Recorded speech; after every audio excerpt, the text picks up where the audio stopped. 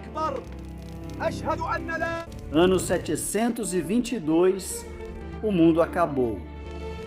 Não é uma metáfora. Para os homens e mulheres que se escondem nessas montanhas, a civilização deixou de existir.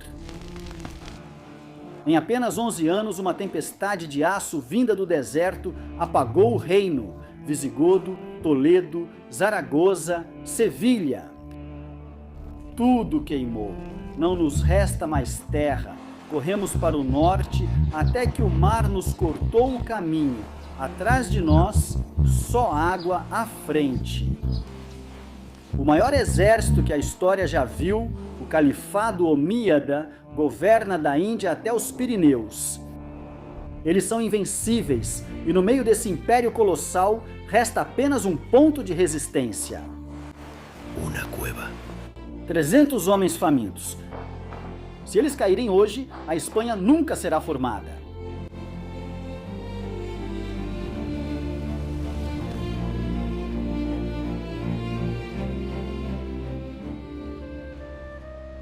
Para entender por que Covadonga é um milagre, primeiro é preciso entender a miséria.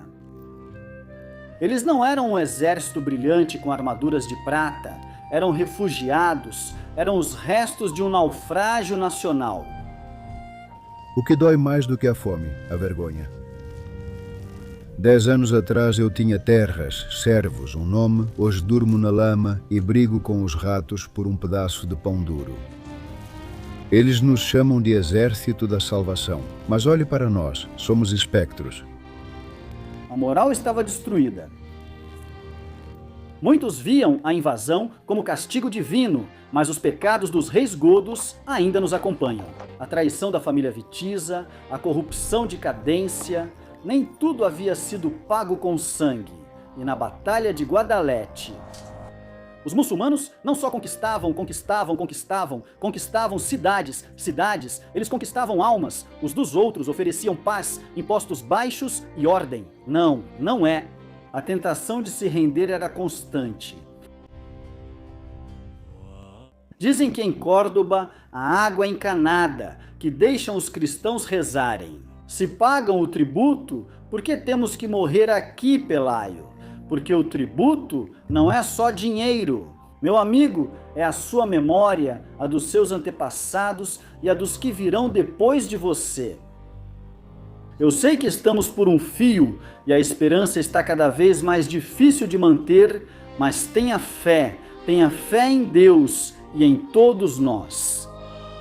Mas eu quero viver, Pelayo. Minha esposa está doente. Com sorte, seremos 300 homens que mal conseguem segurar uma lança, muito menos lutar contra o maior exército que já vimos com nossos próprios olhos.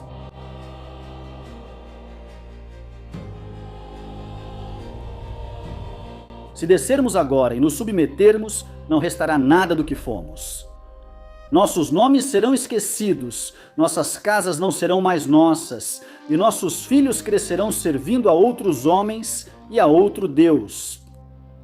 Vocês viverão um pouco mais, sim, mas viverão curvados aqui, nesta rocha. Passaremos fome e frio, sofreremos aqui, mas aqui continuaremos sendo quem somos. Deus é testemunha de que não buscamos a morte, mas também não aceitaremos a vida dos vencidos. Pode ser que caiamos, pode ser que nenhum de nós veja o amanhã, mas não cairemos como escravos, e sim como homens livres. Não morreremos fugindo, mas sim firmes. Não perderemos nossa fé, não entregaremos nossa terra, não negaremos quem somos, que seja Deus quem decida a nossa vida. Fim, mas que o mundo saiba que aqui houve homens que não se renderam. Pelayo, que é considerado o primeiro rei do Reino das Astúrias, era um homem encurralado que havia decidido traçar uma linha no chão, uma linha absurda, suicida. Daqui vocês não passam? O califado estava com pressa? Para eles, a zona norte, onde residiam os Astures, era um simples canto onde só viviam 30 asnos, segundo as crônicas muçulmanas.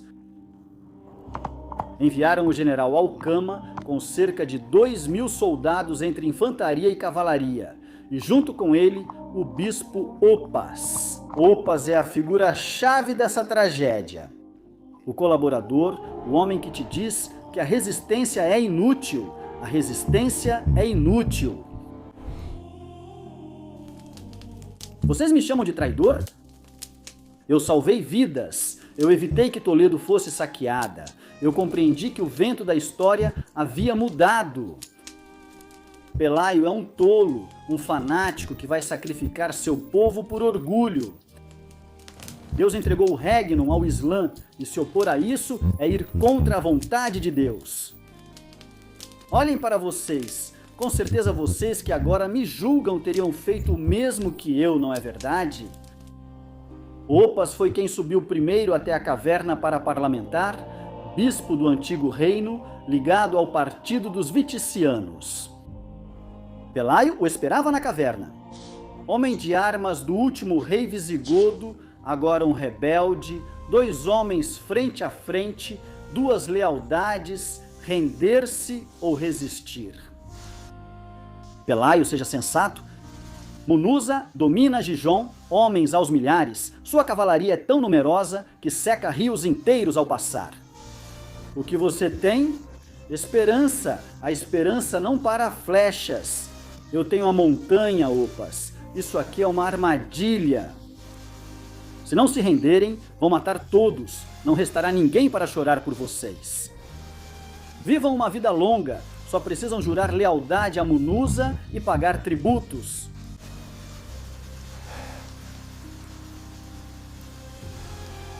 Diga ao seu general que não queremos a paz dele. Não queremos viver sob o domínio de outro senhor. A vida que se compra com obediência não é vida. Você vê essa fenda na rocha? É aqui que começará o que não poderão deter. O grão de mostarda é pequeno, bispo, mas Deus faz crescer dele aquilo que os homens não podem destruir.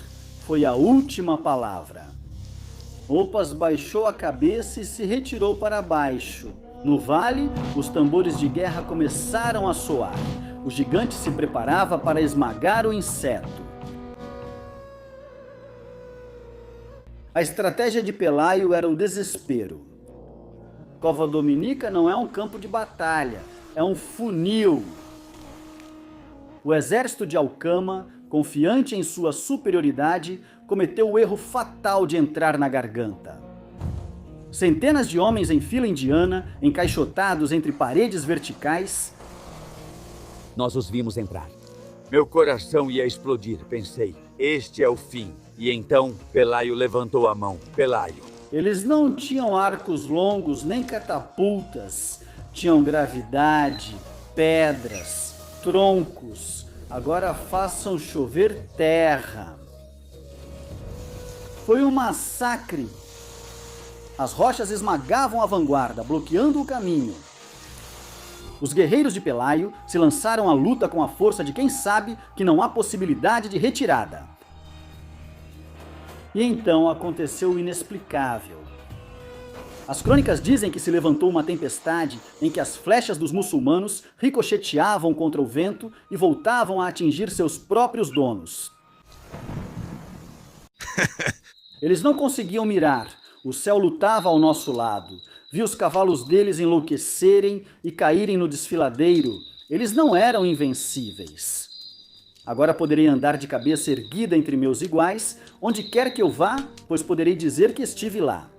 Onde poucos de nós contivemos o exército mais temido do nosso tempo, Alcama caiu, e com ele o mito da invencibilidade do califado. Aqueles que haviam conquistado meio mundo fugiram apavorados pelos picos da Europa, escorregando na lama, perseguidos por aqueles 30 burros selvagens que agora pareciam demônios.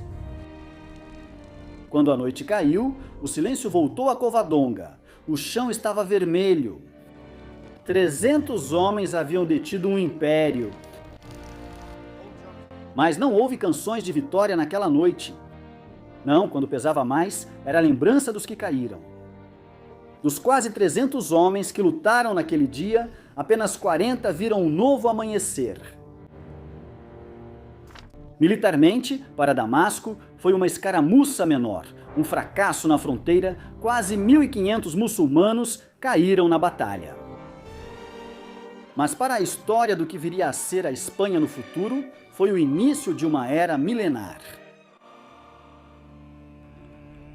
Ainda não vencemos e talvez não vejamos o fim desta guerra, mas hoje não fomos apagados da face da terra.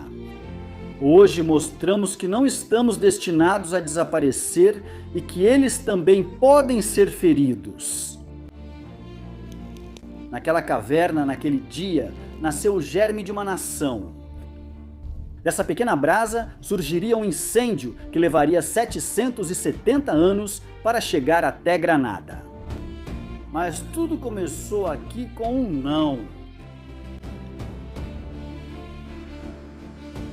Espero que você tenha gostado deste vídeo.